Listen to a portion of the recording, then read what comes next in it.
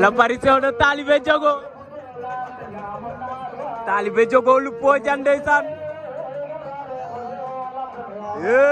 Talibé Diogo doomu Ñoojoor baa ngi noonu mu ngay yëngal